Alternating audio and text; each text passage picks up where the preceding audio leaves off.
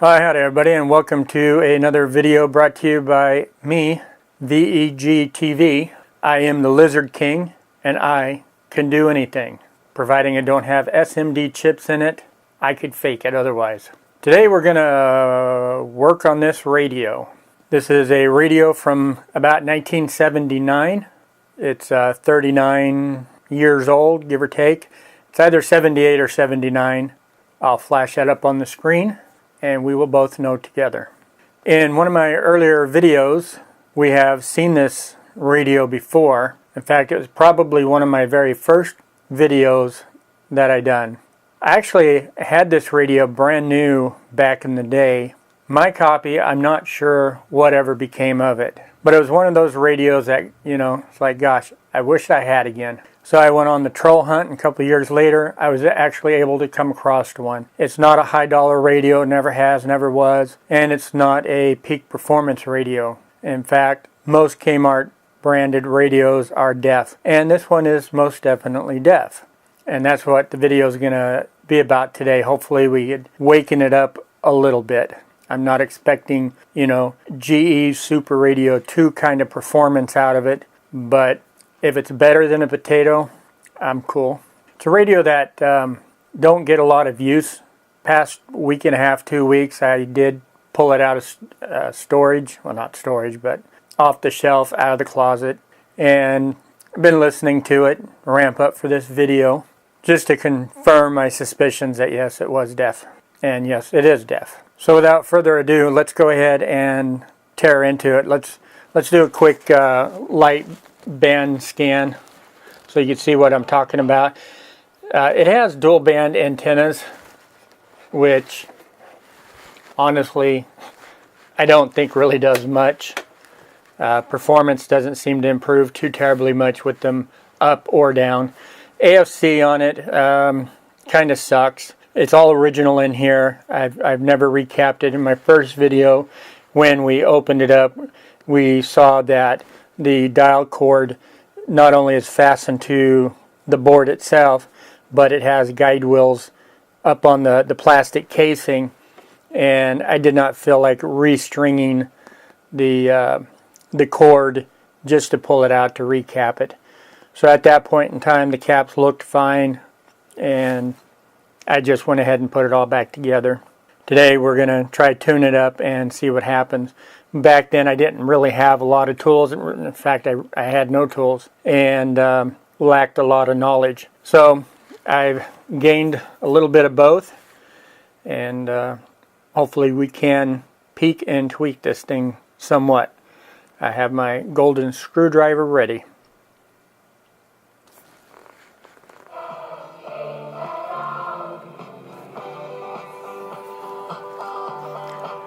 We're on the FM band.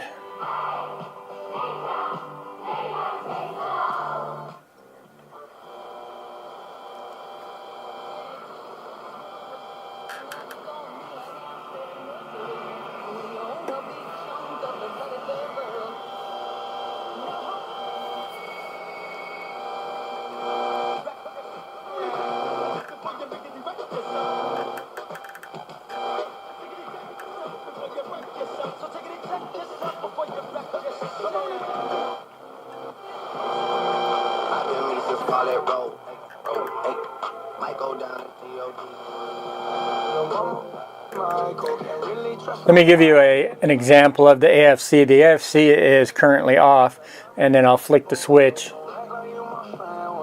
turn it on.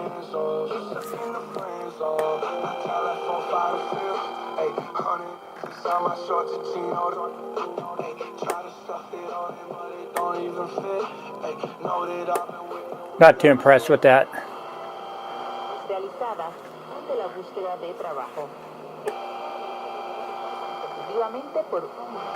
Debes incluir la hora.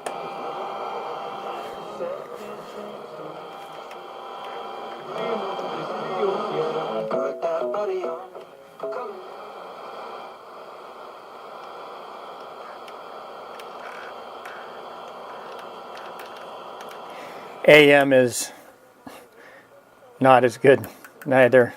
Your husband or your wife, that when when you're praying for them, the Lord. This is starting to squeak as well, so I'm going to see if maybe I could lube the guides.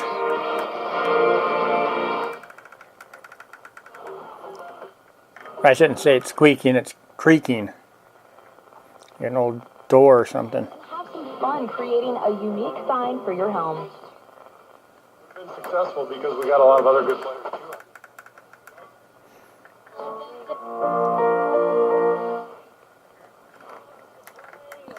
NBA next, our buddy.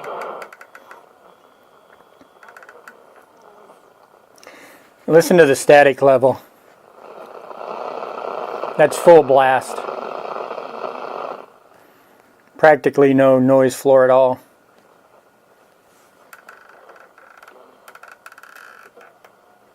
Tienes que pensar si quieres ir al colegio.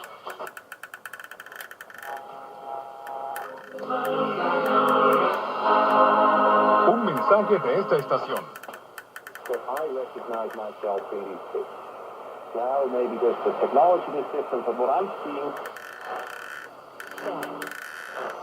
Well, he's not even 50 years old. The bridge online. You can from bud break up until bloom. The other thing.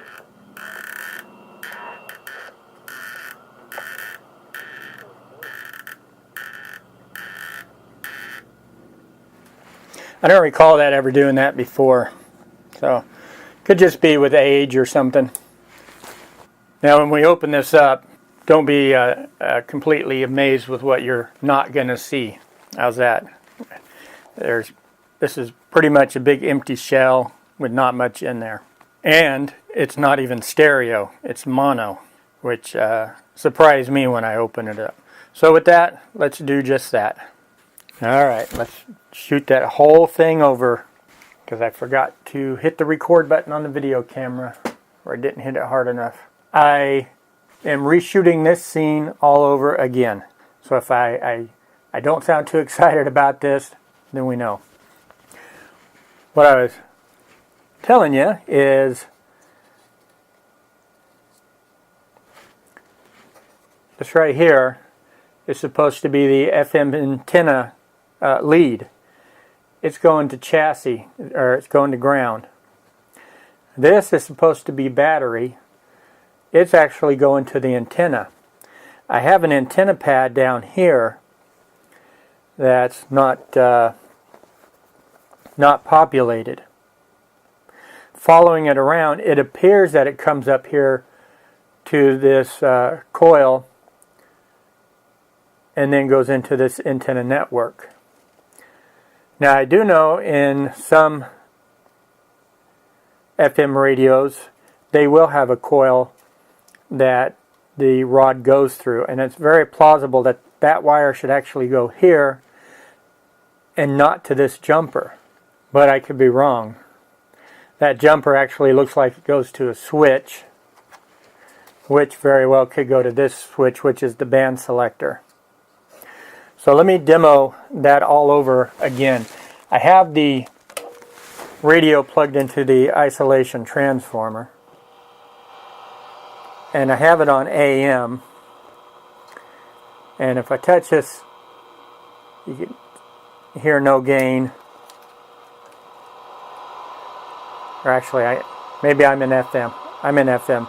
And just grabbing that wire, I got gain.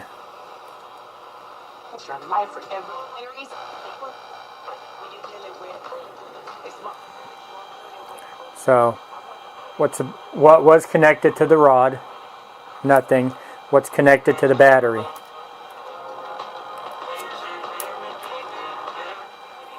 Touching this pad down here.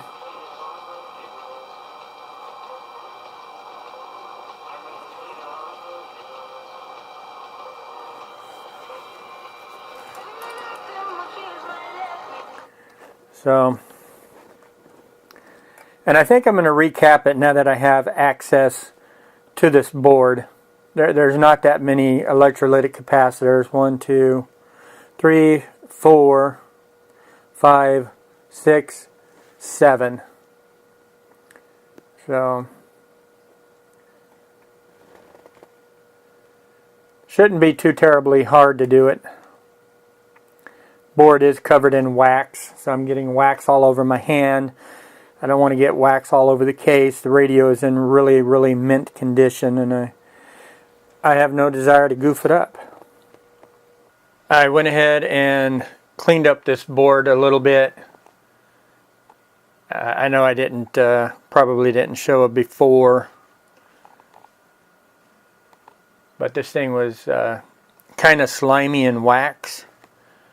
I didn't clean it 100% off, but I did clean a good portion of it. I did that on both sides. I used isopropyl alcohol and Chem wipes to clean it and wipe it down. I've gone through and I've replaced all the electrolytic capacitors. Just finished that. And I tested them. These big 10 volt 1000 microfarad filtering caps, they're realistically about the only good ones.